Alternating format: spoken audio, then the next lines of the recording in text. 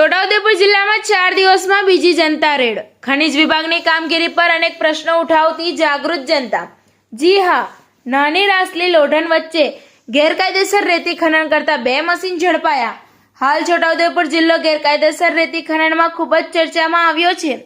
4 દિવસ અગાઉ પાવી જેતપુર નજીક જનતા રેડ પડી હતી અને ઘણા બધા સાધનો પકડવામાં આવ્યા હતા, જ્યારે આજે પણ જનતા રેડ કરી 2 મશીનો ઝડપી પાડી ખનિજ વિભાગને સોંપવામાં આવ્યા છે, જેને લઈ ખનિજ વિભાગની કામગીરી પર આજે અનેક સવાલો ઉઠી રહ્યા છે।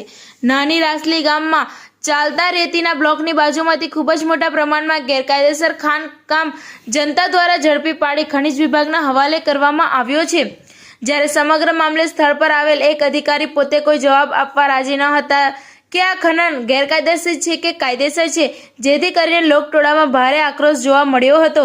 સમગ્ર મામલે હાજર રહેલ લોકટોળા અને ખનિજના અધિકારી સાથે ઘણી બધી તૂતુ મેમે થઈ હતી, પરંતુ આખરે જાગૃત નાગરિકો દ્વારા ગેરકાયદેસર ખનનની માપણી કરાવી અને 2 મશીનો સુખી ગોડાઉન ખાતે સીઝ કરાવાયા છે, જ્યારે આ બાબતે આગળની તપાસ હાથ ધરવામાં આવેલ છે। હવે જોવું એ રહ્યું કે આ ગેરકાયદેસર રેતી ખનન કોણે કર્યું છે અને તેની સામે ખનિજ વિભાગના અધિકારીઓ દ્વારા કેટલાક દંડની જોગવાઈ કરવામાં આવે છે, કેમ કે છોટાઉદેપુર જિલ્લામાં વારંવાર આ રીતના બનાવો બનતા હોય છે।